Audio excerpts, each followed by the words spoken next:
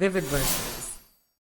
There's a specific kind of quiet that falls over you when you realize the person you trusted most has been using your vulnerability as entertainment. Not anger, exactly. More like the sound a room makes when something expensive hits the floor and you're standing there waiting to find out if it's shattered. Camille and I had been together long enough that I'd stopped being careful. That's the only way I can explain it. You know how you spend the first few months of a relationship managing what you let out, keeping the tender parts tucked in, and then one day you just don't anymore? I got in there with her. I told her about my father, about the years I spent convinced I wasn't smart enough to be in rooms I'd earned my way into, about the thing with my brother that took 2 years to say out loud to anyone. I gave her the actual material, not the polished version, not the version I'd tell at a dinner table. The real stuff. The early signs were there, if I'm honest. She'd reference things in front of her friends that I hadn't told her friends.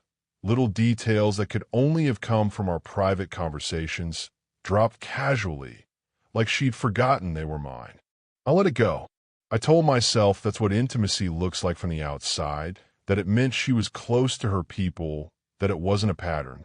Then there was the night I told her about the panic attack I'd had before a big presentation. The first time I'd admitted that to anyone. And 3 days later, a friend, Becca, made a joke at brunch that landed a little too specifically. I filed it, didn't confront it, figured I was being paranoid, and the last thing I wanted was to be the guy who polices his girlfriend's friendships. That was the first place I went wrong. Then Dominique, a friend of mine, someone who'd met Camille twice and liked her, genuinely, texted me one Tuesday afternoon. "Hey, can I call you tonight? It's nothing bad, just something I think you should see." She called at 9. She'd been added to a women's group chat. One of those big, loose ones, 40 or 50 people, women from different circles connected through a mutual friend. Camille was in it.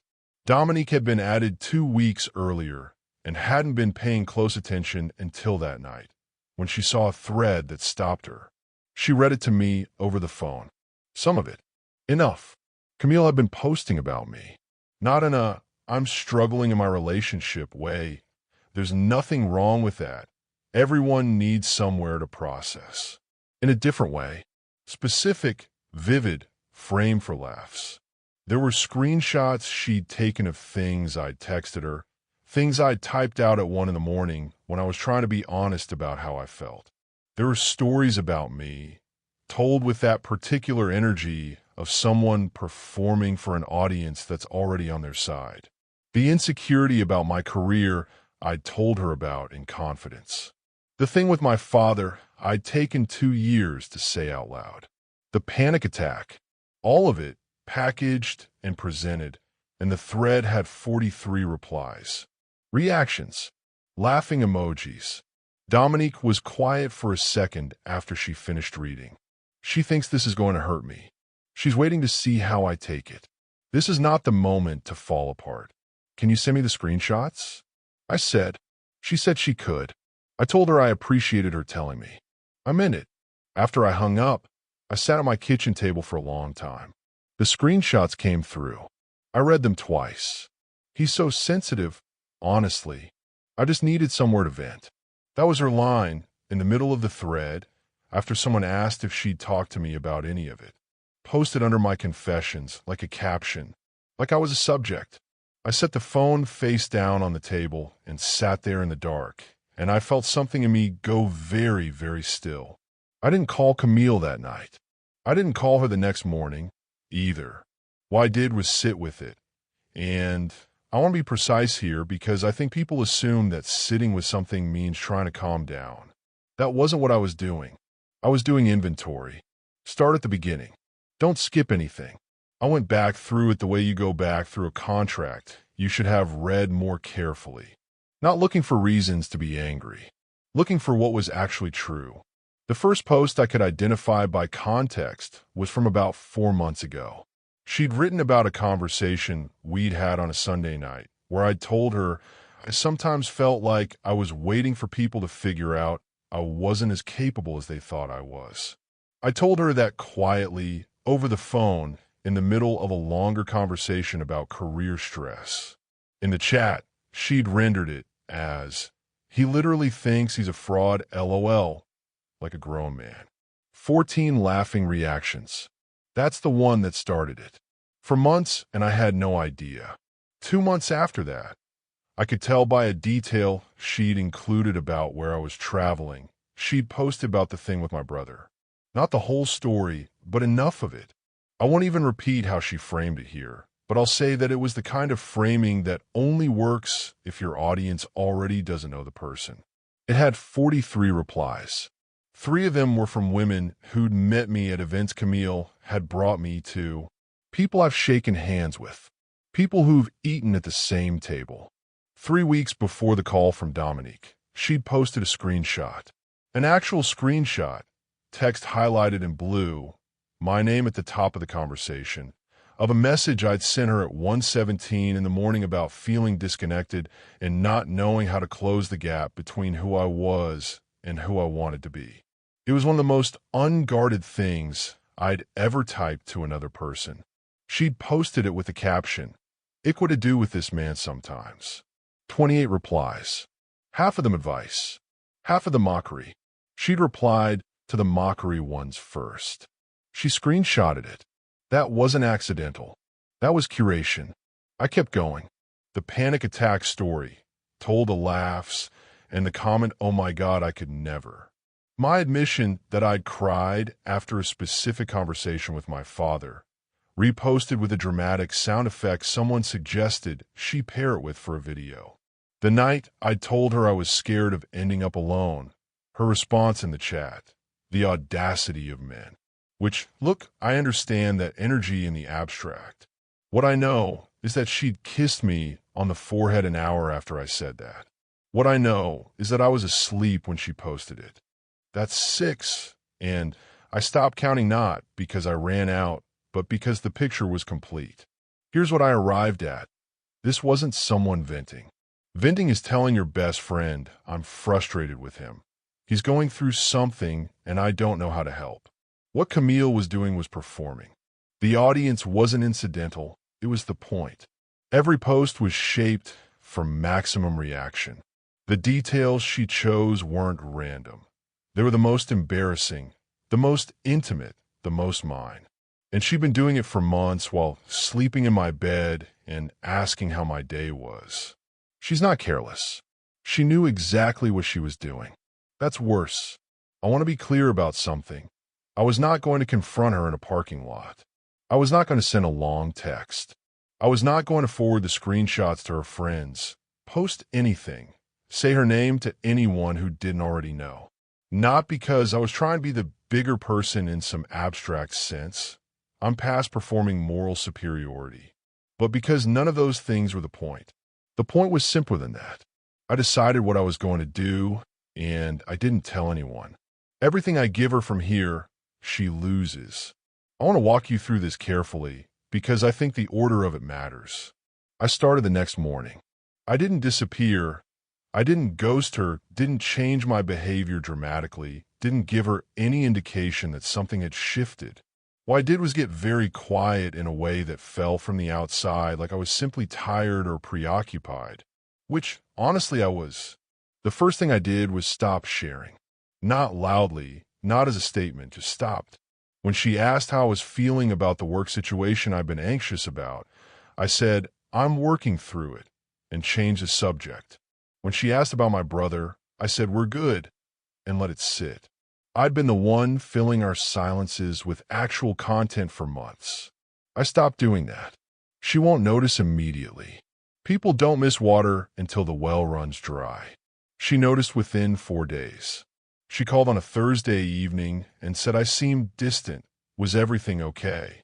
I said I was fine, just had a lot going on. She asked if something had happened between us. I said, "Not that I know of," technically true, and she moved on. But she was watching now. I could feel it in how she asked questions. More probing, more specific. She was trying to locate the shift. Good. Let her look. The second thing I did was very deliberate, and I want you to understand why. I went to dinner with her the following Saturday. She'd made the reservation, a place she loved, a small Italian spot with about 15 tables, the kind of room where you can hear other people's conversations if they get animated. We had a perfectly pleasant dinner. I was present, attentive, warm. I paid the check. I walked her to her car. On the way back to mine, she said, "You've just been different lately. I feel like I can't read you." She's looking for the entry point. There isn't one. "I've just been reflective," I said. "Sometimes I need to think before I talk. You know that about me." She nodded. I watched her file it. Here's why that dinner mattered. 3 days later, I found out, through Dominique, who was still in the chat, that Camille had posted about it. She said I was being weird and withholding and asked the group if anyone had advice for dealing with a man who shuts down emotionally. 26 replies. There it is. She ran straight back. I didn't react. I read the message from Dominique, thanked her, and made a note.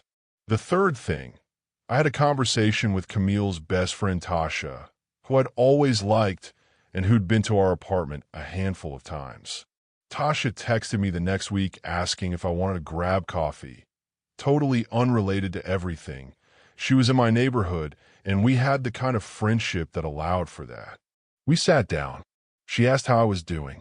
I said, honestly, I've been thinking a lot about privacy and trust, what that actually means in a relationship. I didn't elaborate. I didn't say Camille's name. I watched Tasha tilt her head and file it. She'll bring that back to Camille. That's fine. I said nothing that isn't true. The fourth thing, Camille had been borrowing my streaming password for months. I'd given it to her early on, one of those small practical intimacies. I quietly changed the password. Didn't tell her. Waited. She texted me that same evening. "Hey, did something happen with your account?" I got logged out. I said, "Oh, I changed it. I'm consolidating accounts. Nothing personal." Short pause before her response. "She's recalibrating." "Oh," she wrote. "Okay. That's it." She's not sure what to make of any of this. The fifth thing is the one that took some nerve because it happened in front of other people. We were at a small get-together at a mutual friend's apartment. Maybe 8 people, the living room kind of gathering where everyone ends up on couches. Camille was telling a story about something funny that had happened to me recently. A work situation I'd recounted to her that was objectively a little absurd. Not sensitive, not private, just funny. She was midway through it, people were laughing, and I said, very quietly, "Babe, can I tell that one?" The room got small for a second. She looked at me. Something shifted in her face, not quite recognition, not yet, but adjacent to it. "Sure," she said. I told the story, and it landed fine, and we moved on. But the message was delivered. She knows something is different now. She just doesn't know what I know. Later, on the way home, she brought it up, said it felt like a rebuke. I said, "I just like telling my own stories." She said that seemed like a strange thing to care about. I said, "I don't think it is." And I let that sit. The sixth thing happened about 10 days in.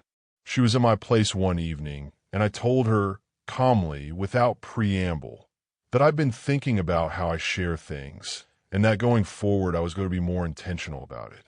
She asked what that meant. I said, "It means I think some things are just for us, and I want to be more careful about keeping them that way." She said she thought she did that. I looked at her and said, "I hope so." She knows. She doesn't know that I know, but she knows she's being audited. She went quiet for the rest of that evening. I made dinner. We watched something. She left a little earlier than usual, and at the door, she looked at me for a moment longer than normal, like she was trying to read something I wasn't showing. Good. Let the discomfort do its work. The seventh thing, I stopped initiating. Not dramatically, I still responded, still showed up to plans already made. But I stopped being the one who reached first, who texted in the morning, who suggested the next time.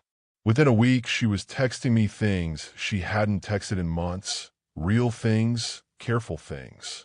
She was putting in the work to fill a space I'd quietly vacated. I am not punishing her. I'm showing her the shape of what she had. 8 days after that, I told her we needed to talk. We met at my kitchen table on a Tuesday evening. She was already braced. I could see in how she sat, hands folded, quiet before I started. I said, I know about the group chat. The room didn't move. I know what you've been posting. I know how you've been framing things I told you in confidence. And I want you to know that I'm not angry. I'm just done with the version of this relationship where I'm the material. She started to speak. I let her. She said she hadn't thought of it that way, that it was just venting, that she would never have wanted me to see it. I listened to every word. He's so sensitive, honestly. I just needed somewhere to vent. Her own line, now floating in the room between us. I heard you, I said, and that was all. I want to tell you about the next part because it's the part that genuinely surprised me. Not because I didn't expect some version of it, but because of how fast it came and how many of them there were. Camille's friend group is tight. 7 women, maybe 8 if you count the peripheral ones. By the weekend, after my kitchen table conversation, 4 of them had contacted me. Then a 5th, then a 6th. Not coordinated, I don't think, just the natural effect of someone going back to her people after a hard conversation. The first one was her friend Kezia. We'd met a handful of times. She texted me Sunday morning. Hey, can I call you? Just want to check in. I let her call. She had Camille's version. I could tell within the first sentence. She said she was worried about Camille, that she seemed really hurt, that she hoped we could work it out. She was warm about it. She wasn't trying to pick a fight. I let her finish. She's presenting what she was given. She doesn't know what she doesn't know. Kezia, I said, did she tell you what started this? Silence. Did she tell you what she'd been posting about me in the group chat? What she'd shared? The screenshots? A longer silence. I wasn't aware of the details, she said finally. Her voice had changed register. I appreciate you calling, I said. I hope Camille's okay. And I ended it there. The second one came that same evening. Her friend Monique, who I genuinely liked, who'd been to our apartment for dinner. She called with more edge than Kezia. She was protective, she made that clear, and she said she thought I'd blindsided Camille, that whatever my grievance was, there were better ways to handle it. I let her finish. She's angrier than the first one. That means Camille's version of events is escalating. Monique, I said, did she tell you she'd been posting screenshots of my private messages to a group of 50 women? The beat of silence was almost identical to Kezia's. I knew she'd been venting, but I didn't know it was. I appreciate you being a good friend to her, I said. I genuinely mean that. I ended the call, and then, I kid you not, the next one called about 40 minutes later. Rashida. I didn't know Rashida that well. We'd met twice, I think. She came in gentler than Monique, but her line was the same. Camille was struggling. She seemed really hurt. Could I think about whether I was being too rigid about this? Rashida. Did she explain what this was actually about? She said you were upset about something she'd shared with her friends. Did she mention that she'd been posting screenshots of things I'd told her in confidence? That she'd been sharing them for laughs? That one of the posts had 43 replies. Another silence. No, Rashida said quietly. She didn't say that. Thank you for calling, I said. The fourth one was her friend Dina, who I'd had a standing respect for. Smart, direct, someone who didn't perform. She didn't come in with Camille's version. Exactly. She came in with a question. Are you done with her? Honest question. Give her an honest answer. I said, I'm not chasing someone who treats me like content. Dina went quiet. Then, that's fair. She didn't try to argue. She said she hoped it resolved somehow, and she meant it. The fifth call came from a number I didn't recognize. It was a woman named Becca. Becca, the one from the brunch. The one who made the joke. She said she was a friend of Camille's. She hoped I didn't mind her reaching out. She just wanted to say something. Her voice was careful. I've been in that chat, she said, and I want you to know, it wasn't something most of us were comfortable with. After a while, some of us said so. She's stepping off the ship. Noted. I appreciate you telling me that, I said. And I meant it. I don't think she understood how it would land, Becca said. But that's not the same as it being okay. I said no, it's not. When I hung up, I sat for a moment and understood what that call actually was. Becca had been in the room.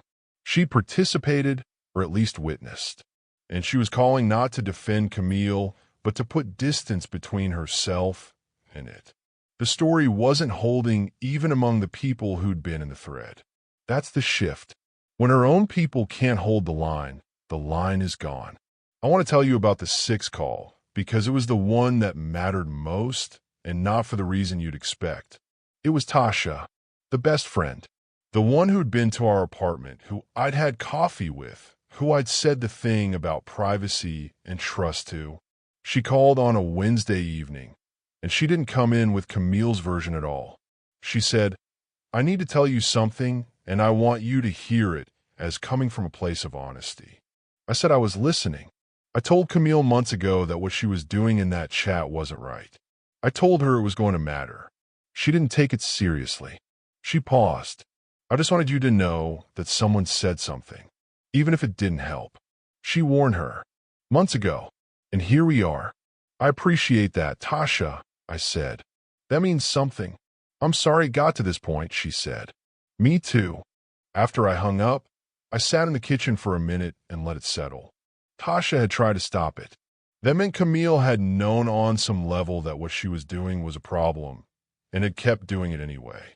Had chosen the audience over the person asleep next to her. He's so sensitive, honestly. The line again. Rolling through. I just needed somewhere to vent. Not venting. She'd known. She'd been told. She kept going. Then Camille called. I could tell within 3 seconds that she was angry. Not the hurt, careful version of herself, but the real heat. She said she couldn't believe I'd talked to her friend about our relationship, that she felt ambushed, that she needed her people, and I'd managed to make even that feel like evidence against her. There it is. She's out of moves, and she knows it. I let her finish. Camille, I said, I didn't talk to your friend about our relationship. Every one of them called me. I asked them if you told them what started this. That's all. She said that wasn't the point, that I'd framed things in a way that made her look bad. Facts are not framing. She knows that. I asked questions, I said. I'll let the facts do what they do. She went quiet for a moment, and then, so what now? Now, I said, you think about whether privacy actually matters to you. I ended the call. She called back 4 days later. I want to be careful how I tell this part, because the easy version is to make it triumphant, and it wasn't. It was just real. She said she wanted to come over. I said fine. She showed up on a Saturday morning, and she had the look of someone who'd been doing actual work. Not perform contrition, not the soft light version of an apology. She sat down on my kitchen table again, and she put her phone on the table between us, and she said, I left the chat. I looked at the phone. She opened it and showed me. Her exit message, time-stamped Thursday night. I'm leaving this group. Some of what we've done here wasn't right. Okay, I said. I also deleted the thread. She'd taken screenshots of the deletion confirmations. Not the posts, those were gone, but the record of the action. She slid the phone toward me. She prepared documentation. She thought about what I would need to see.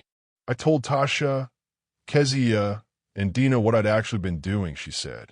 Not my version of it. The actual version. She set a small piece of paper on the table. A note in Tasha's handwriting that said, simply, she told me everything. I love her, but she was wrong. I've been seeing a therapist, she said. I started last week. She pulled out a receipt for the first session. I know that seems like a strange thing to have, but she'd anticipated that I'd want evidence over words, and she was right, and that meant she understood something real. Not because you asked me to, because I asked myself why I needed an audience for the most private parts of someone else's life, and I didn't have a good answer. She asked the right question. That's not nothing. She looked at me for a moment and said, you were right.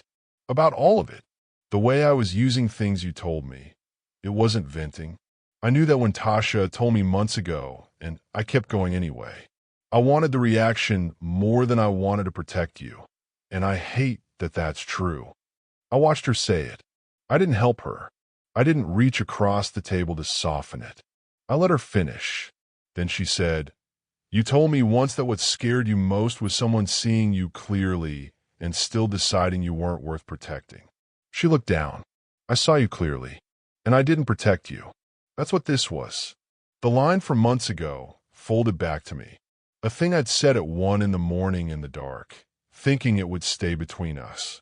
She kept that one, turned it over, brought it back. "I know," I said. There was quiet for a moment. Then she asked, "Is it too late?" I said, "I don't know yet. But whether it's too late doesn't depend on how fast you moved. It depends on whether the changes are real." A mutual friend, someone who knew both of us well, someone named Ford who'd gotten the news through the grapevine, called me a few days later and said, "I don't know what you did, but she's different." That was fast. "Are you sure it's real?" "I don't know," I said. "I know she left the chat and told the truth to her people and started talking to someone. The timeline is irrelevant. What I'm watching for is whether it holds." He said, "Fair enough. Here's what I'd say to you now, sitting across from you with this finally far enough in the rear view to tell it straight. Privacy isn't just about keeping secrets. It's about whether someone understands that the most valuable thing you can give another person is the unguarded version of yourself, and whether they treat that as a gift or as material. What happened with Camille wasn't that she vented to her friends. Everyone vents. What happened is that she learned what I was most afraid of, and she packaged it for laughs. And when she got called on it, her first instinct was to question my sensitivity instead of her own choices. He's so sensitive, honestly. I just needed somewhere to vent. That line, that was her thesis about me, offered to 50 strangers. And the only answer worth giving to that thesis was to show her what she actually had, by showing her what it felt like to not have it. You can't argue someone into understanding what they've lost. You can only make the absence legible. Whether Camille and I came back from it isn't really the point of the story. The point is that I never once performed my hurt for an audience. I thought very still. And when people are used to reaching for you, and suddenly there's nothing there, they start to understand what they're meant. That's all it was. That's all it ever needs to be. Thanks for listening.